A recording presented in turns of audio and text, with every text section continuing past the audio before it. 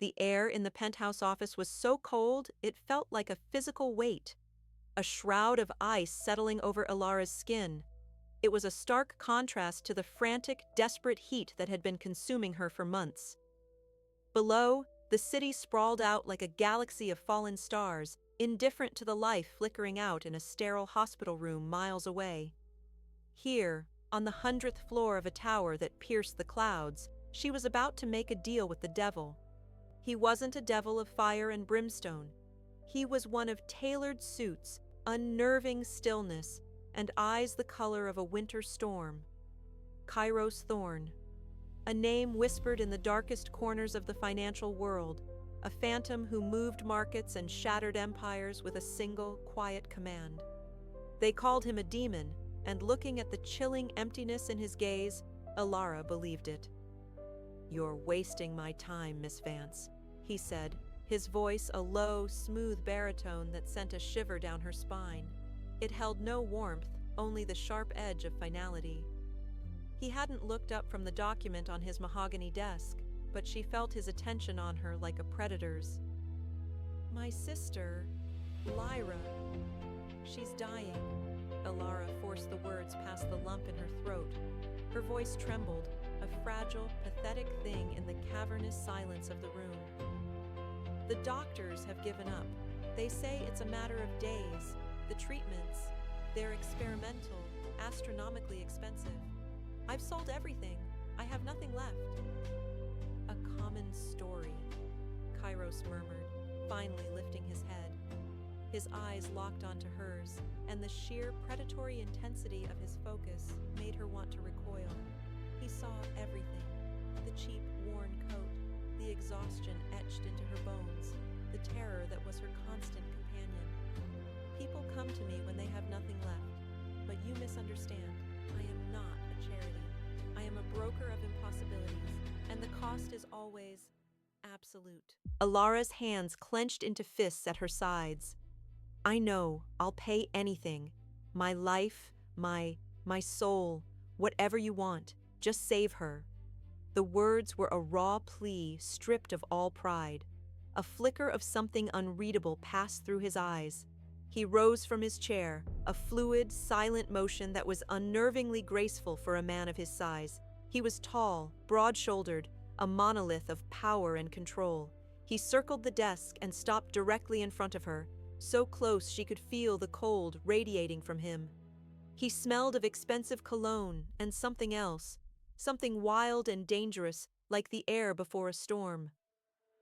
"Your soul is a romantic notion, Miss Vance.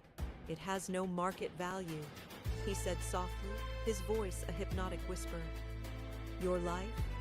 Inefficient. I have no use for a corpse."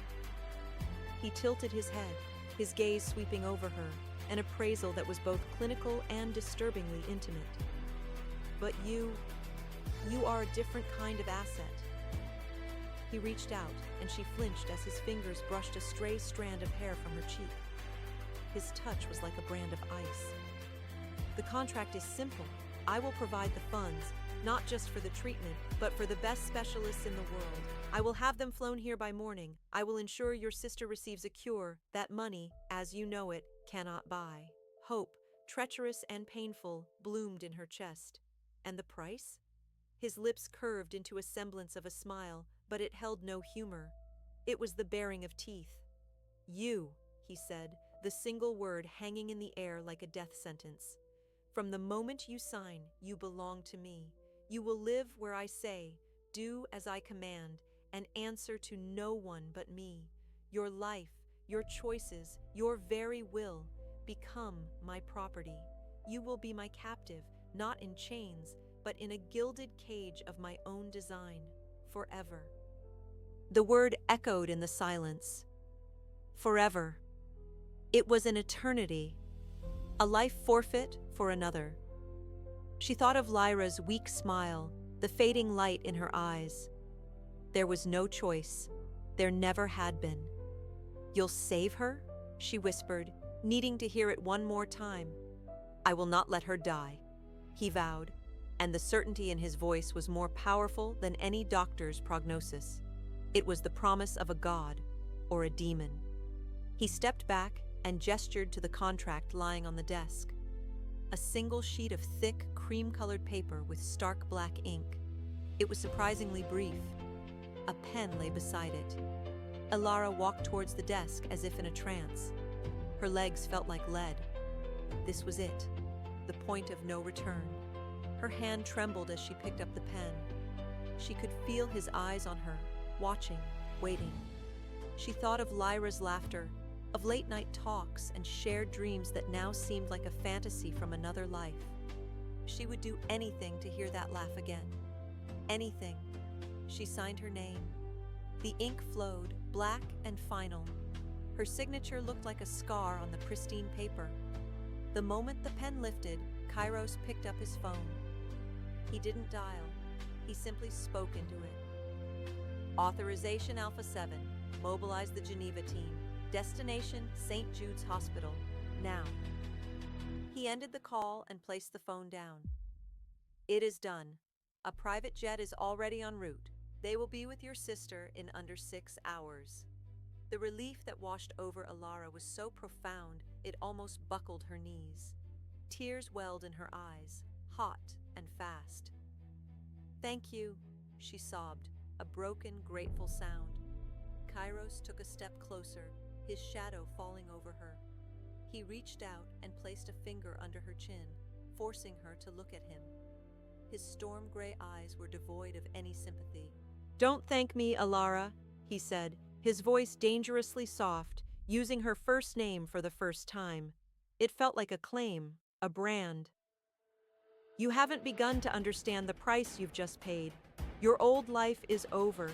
It ended the second your name was written on that paper." He turned and walked towards the door. "Come, my car is waiting. You will not be returning to your apartment. You will not be going to the hospital. You will be going where I tell you. Your new life starts now. You're mine, and I'll never let you go."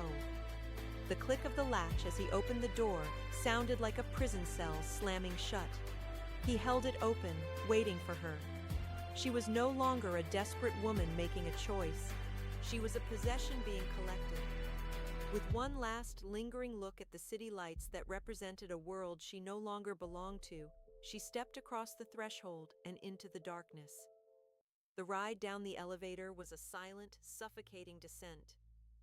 Elara stood rigidly beside Kairos, hyper-aware of his presence, of the vast, unbridgeable chasm that now separated her from every life she had ever known. The car waiting in the sterile underground garage was as silent and imposing as its owner. A black, monstrously expensive vehicle that glided through the city streets like a phantom. She didn't recognize the route. A deliberate journey into the unfamiliar, deeper into his territory. They arrived at a monolithic structure of glass and dark stone, a fortress masquerading as a home, perched on a cliff overlooking the turbulent, dark water of the Sound. Inside, the opulence was breathtaking and soulless. Soaring ceilings, vast windows showcasing the stormy night sky, and minimalist furniture that looked more like art than something meant for human comfort. It was less a home and more a monument to power and isolation. Her gilded cage. "Your room is this way," Kairos stated, not a suggestion, but a command. He led her down a long, echoing hallway. The walls were bare of photographs or personal trinkets. The entire place felt devoid of life, of memory. The room he showed her was larger than her entire apartment. A king-sized bed, a private balcony overlooking the churning waves, and a walk-in closet. She stepped inside, her worn boots silent on the plush, dark carpet. A strange feeling prickled at her skin. She opened the closet doors. Her breath hitched. All of her clothes were there, neatly hung and organized. Her few meager possessions, a handful of books, a framed photo of her and Lyra laughing in the sun, her mother's old music box, were arranged on a bookshelf. "How?" she whispered, turning to face him. He stood in the doorway, a dark sentinel. "I am thorough," he replied, his voice flat. "Your lease has been terminated." Your final paycheck has been collected and your employment ended. All of your trivial connections to your former life have been tidied. A cold dread, far deeper than the fear she'd felt in his office, seeped into her bones. This wasn't just a contract, it was an erasure. He hadn't just bought her future, he had stolen her past. You had no right. I have every right, he corrected her, his voice dropping to that dangerously soft tone. I bought it. Every last piece of it. Along with you. He stepped into the room, and the space seemed to shrink around him. You need to understand the totality of our arrangement, Alara. There is no part of your life that I do not now own. Tears of rage and helplessness burned her eyes. She thought of Lyra. Her smile, already a memory, filtered through a haze of antiseptic and fear. She remembered a summer afternoon years ago, before the sickness, when they'd had a picnic in the park. Lyra had woven a crown of daisies and placed it on Ilara's head, declaring her the queen of everything. They had laughed until their sides hurt, two sisters against the world, full of a future that now felt like a cruel joke. That memory, that pure, untainted joy, was all she had left. And now, this man was trying to claim even that. You can't have everything, she said, her voice shaking but defiant. You can't have my memories. You can't have what's inside my head. A strange, almost imperceptible shift occurred in his expression. For a fleeting second, the mask of cold control slipped, revealing a flash of something ancient and wounded. It was gone as quickly as it appeared. Your thoughts are your own, he conceded, his voice a low murmur. For now, but your actions are mine. You will eat what is prepared for you, wear what is provided for you, and speak when I address you. Your first lesson in this new life is obedience.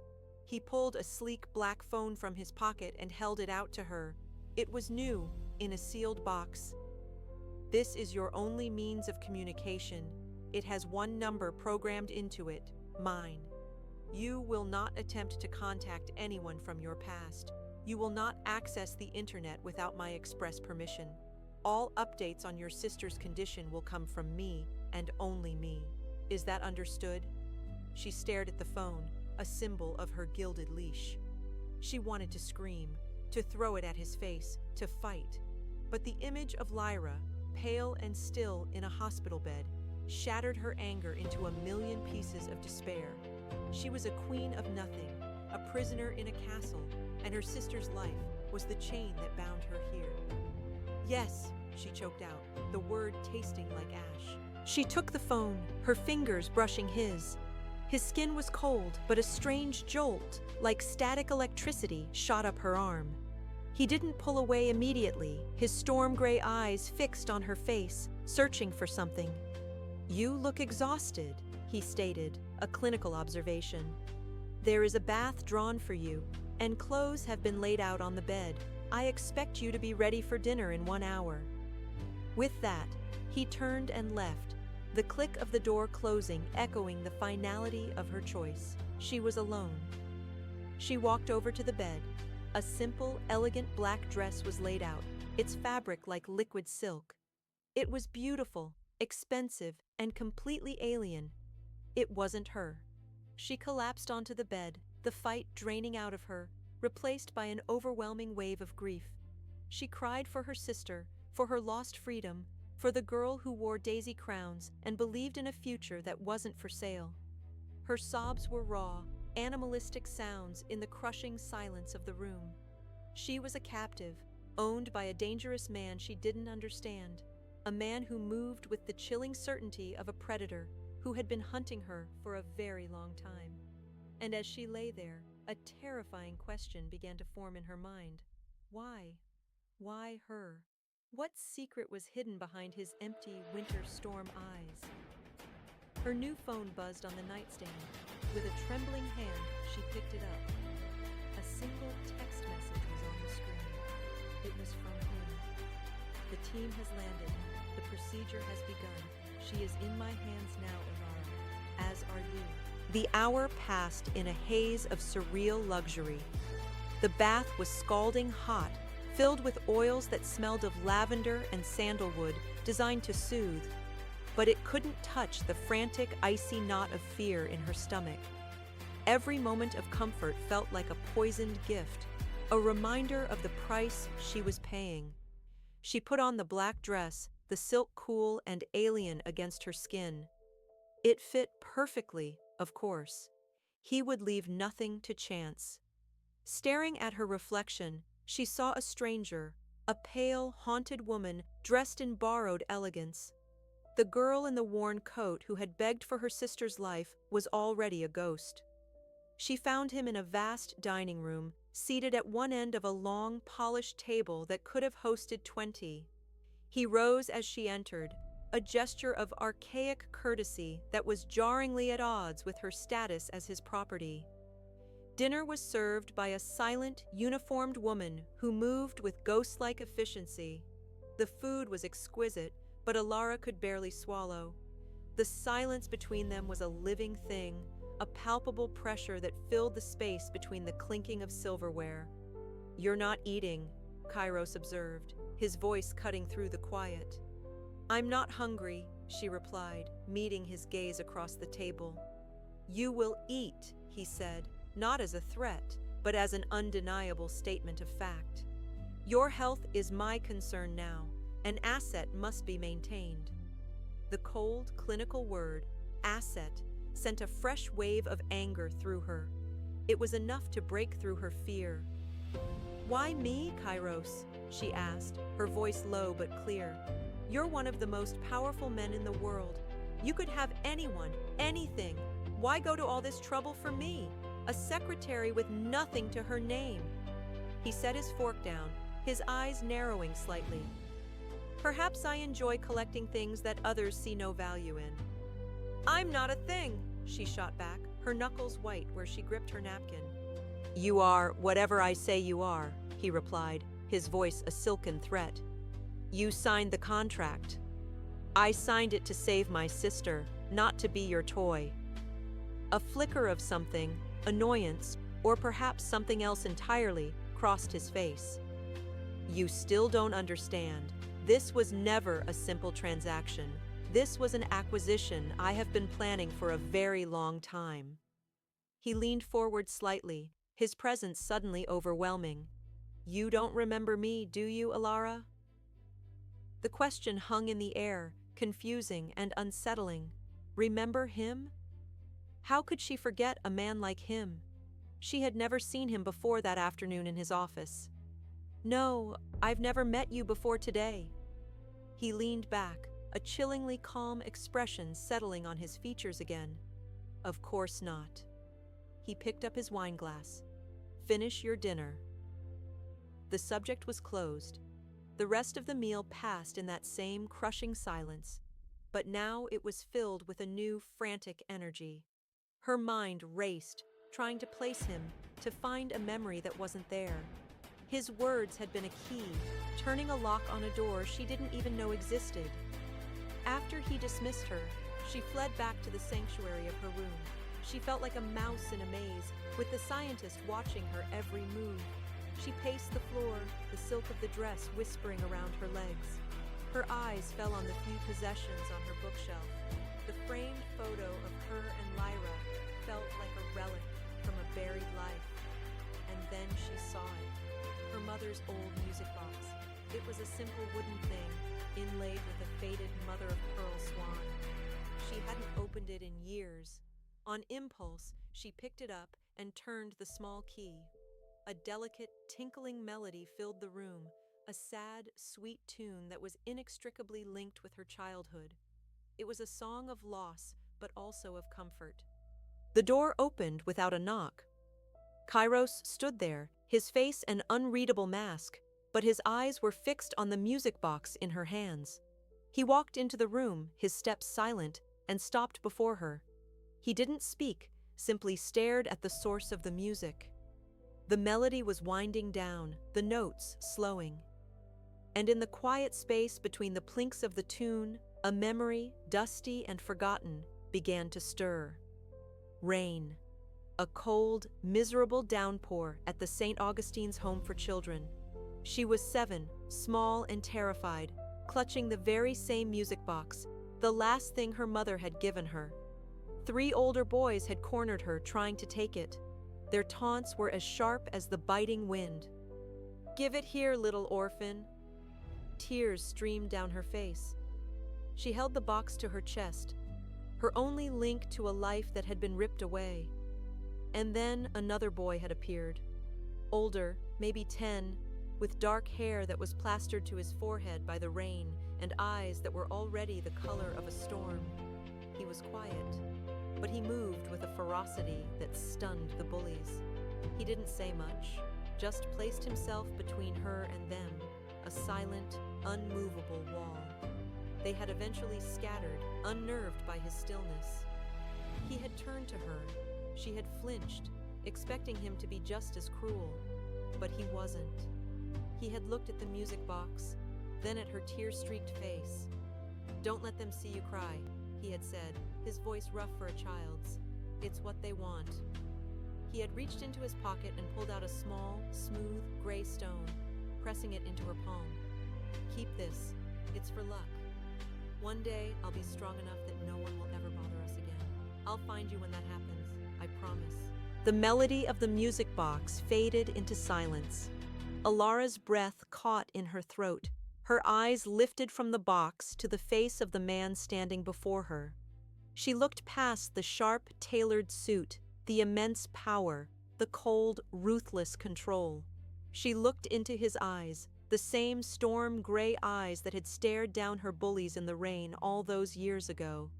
The boy was gone, buried under layers of wealth and steel, but he was there. The chilling realization crashed over her with the force of a tidal wave. His obsession, his possessiveness, his vow. It wasn't a whim, it was a promise, kept across a decade of silence and shadow. "It was you," she whispered, the words barely audible.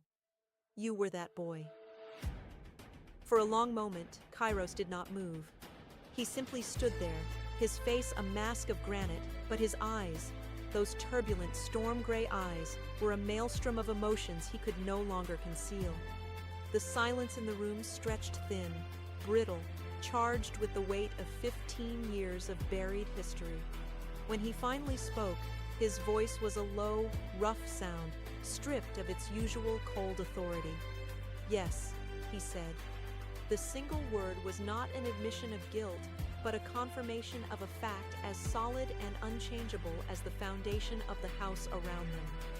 "I was that boy." The confirmation sent a tremor through Alara. The past and present collided with dizzying force. The terrified little boy with fists clenched in the rain and the impossibly powerful, ruthless billionaire were one and the same. The revelation didn't bring clarity. It brought a new, more profound level of horror. "All this time?"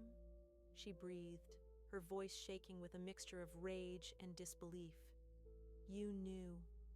When I walked into your office, desperate, broken, you knew exactly who I was, and you let me beg.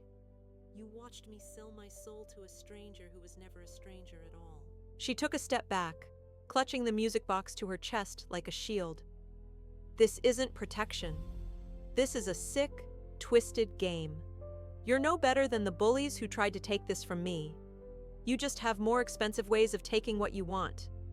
"You're wrong," he said, and for the first time, she heard a raw, defensive edge in his voice. He took a step towards her, his control beginning to fray at the edges. "They wanted to see you hurt. I want to ensure you are never hurt again. Can't you see? Everything I have built, this tower, this empire, this power that you despise, it was all for this. It was all to keep a promise I made to a little girl in the rain." "A promise?" she cried, her voice rising. "You call this a promise? You call owning me, erasing my life, locking me away in this mausoleum, a promise? You're insane." "I call it survival," he countered, his voice dropping to an intense, guttural whisper. He was closer now, his presence dominating the room. "That day, I learned a lesson you seem to have forgotten. The world is a brutal, unforgiving place. The weak are devoured. I swore on that day that I would never be weak again, and I swore I would find you and wrap you in so much power and protection that nothing could ever touch you. His hand clenched into a fist at his side. I spent 15 years clawing my way out of that hell. 15 years of searching for you, of imagining you were safe, only to find you on your knees, begging for a life that was about to be snatched away by chance, by poverty, the very things I fought to conquer. His mask of indifference was completely gone, replaced by a raw, desperate intensity. The wounded boy was visible now, staring at her through the man's eyes. This contract isn't about possession, Alara. It's about control. I will not leave your safety to fate. I will not let the world break you. I will control every variable, eliminate every threat. I will be your shield even if you hate me for it. His confession, so full of pain and twisted logic, knocked the air from her lungs. This wasn't the act of a cold-hearted demon. It was the obsessive, desperate work of a boy who had never stopped fighting the ghosts of his past. It didn't make it right, but it made it tragic. As she struggled to process this, his phone vibrated, a harsh, intrusive sound. He ignored it. "You're afraid," she whispered, the realization dawning on her.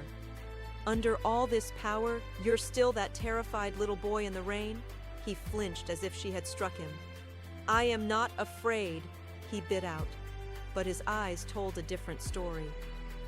The phone buzzed again, insistent. With a curse, he pulled it from his pocket, his thumb swiping across the screen. As he read the message, every ounce of color drained from his face. The wounded boy vanished, replaced by a predator sensing a threat. "What is it?" Alara asked, a new kind of dread creeping in. "Is it Lyra?" "There's a complication," he said, his voice flat and cold as ice. He was already moving towards the door, speaking into the phone. His tone was no longer emotional. It was the voice of absolute, terrifying command. "I don't care what the protocol is. I want a live feed from the OR now. And get Dr. Alistair. I don't care that he's in Zurich. Have my jet pick him up. I want him here in 6 hours, or I will personally dismantle his entire hospital brick by brick. Price is not an object." He was gone, his voice echoing down the hall. Ilara stood frozen, her heart pounding against her ribs. In that single moment, she had seen both sides of him, the haunted boy and the ruthless king.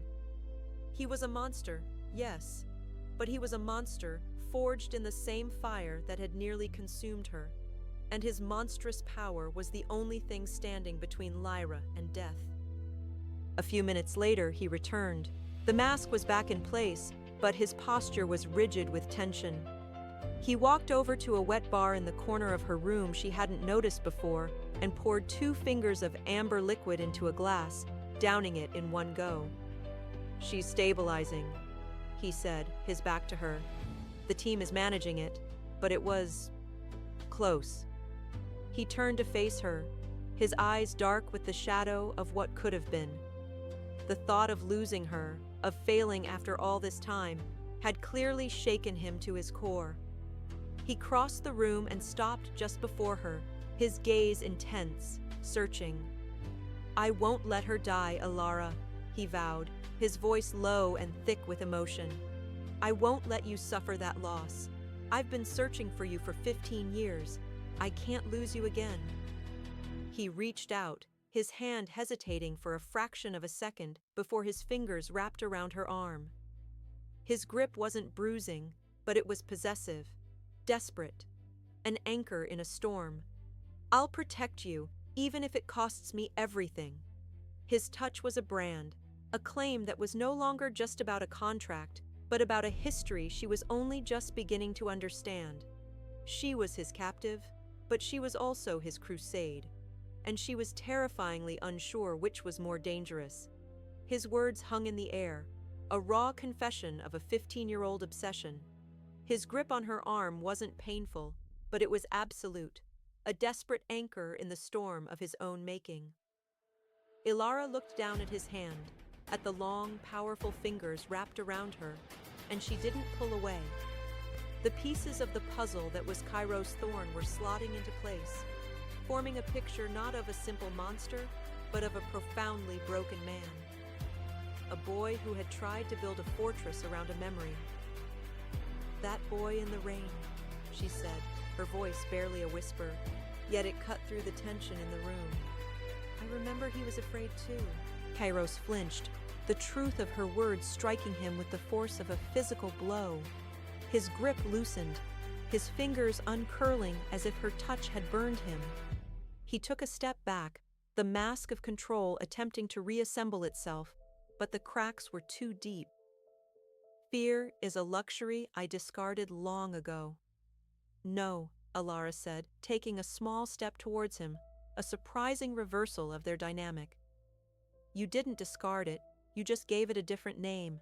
You call it power, you call it control, but it's still there, Kairos. It's in the walls of this house. It's in every command you give. It's the reason you brought me here." Before he could respond, a sharp, insistent alarm chimed from a large screen on the wall that had, until now, looked like a piece of modern art. It lit up with complex medical data streams and the face of a grim-looking doctor. "Mr. Thorne," the doctor said, his voice tinny through the speakers. "We have a problem. The secondary pump for the plasmapheresis machine has been compromised. It's not a malfunction. The diagnostics show it's been deliberately tampered with. We've switched to the backup, but it was a targeted, sophisticated attack on the system." Ilara's blood ran cold. Tampered with? An attack? This wasn't a medical complication. This was an attempt on her sister's life. Kairos's face became a mask of pure, murderous fury. The wounded boy was gone, replaced by the demon the world whispered about. His voice, when he spoke to the doctor, was lethally calm.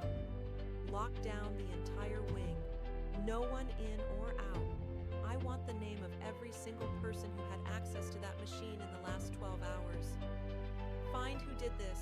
I don't care what it takes." He cut the connection, leaving the room in a ringing silence. "Who?" Ilara breathed, her mind reeling. "Who would do this? Who would want to hurt Lyra?" Kairos turned to face her, and the look in his eyes was one of utter self-loathing. The final, most terrible secret was about to be revealed. "He wasn't trying to hurt Lyra," he said, his voice raw with a pain that seemed to tear at him from the inside. "He was trying to hurt me, through you." "Who is he?" she demanded, her voice rising with panic. "Do you remember the boys from that day at the orphanage?" he asked, his voice hollow. "The one who led them? The one who wanted your music box more than the others?" Vague, shadowy faces from a painful past swam in her memory. I don't remember his name." "His name is Marcus Vance," Kairos said, and the name hit her with a fresh wave of shock. "He was my cousin. My father took him in after his parents died, just before he threw me away into the system. Marcus was always cruel, always resentful. When I started building my empire, he saw it as a threat. He has been trying to destroy me for a decade." The final, devastating piece fell into place. "This child, my sister, is in danger because of you," she whispered, the accusation hanging between them, terrible and true. "Your past. He's the reason for all of this, isn't he? The contract, the cage. It wasn't just to protect me from the world, it was to protect me from him." "Yes," Kairos confessed, the word a ragged admission of his ultimate failure. "I tracked his every move. When I finally found you again, I discovered he was already closing in, looking for a weakness, a pressure point to use against me. I had to get you. I had to hide you. The contract was the only way I knew to force you into my protection before he could reach you." He looked at her, his composure utterly shattered, his vulnerability a gaping wound. "My protection has become your prison. My past has become your sister's peril." I brought this danger to your door. This was it, the ultimate confession. He, the master of control, had brought chaos into her life. The man who vowed to be her shield was the very reason she needed one. A profound silence descended. Alara looked at the man before her, stripped bare of all his power and pretense. She saw the immense weight he carried, the solitary war he had been fighting. And in that moment, something inside her shifted. The fear, the anger. It didn't vanish, but it was joined by a fierce, unexpected surge of something else. Resolve. She closed the distance between them and, to his visible shock, she reached out and laid her hand on his arm. This time, he didn't pull away. "You made a promise to a little girl in the rain a long time ago," she said, her voice steady and clear. "A promise to be strong enough so no one could bother us again." She looked him directly in the eye, her gaze unwavering. "Now, I'm making a promise to you. You are not fighting him alone anymore." Kairos stared at her, his stormy eyes wide with disbelief, as if he couldn't comprehend her words. He had expected hatred, condemnation. He had not expected an alliance. He had not expected grace. "Alara," he started, his voice thick. "He threatened my sister," she said, her grip tightening on his arm, a current of shared strength passing between them. "He threatened my family. That makes him my enemy too." For the first time since she had met him, Kairos Thorn looked truly lost. He reached up, his hand covering hers, his touch surprisingly gentle. The chill was gone, replaced by a desperate human warmth. "I won't let him touch you," he vowed, his voice a broken whisper. "I will burn the world to the ground before I let him lay a hand on you or your sister." "I know," she said, "but you won't do it alone." The contract was still a chain, her life still forfeit. But the nature of her captivity had irrevocably changed. She was no longer just a possession to be protected. She was a partner in a war she never asked for, bound to a man who was both her captor and her only salvation. The vow he had made as a boy had led them to this moment, to a future steeped in danger and uncertainty. But as they stood there, hands clasped together in the sterile silence of their gilded cage, they were no longer two orphans lost in the storm. They were the storm itself.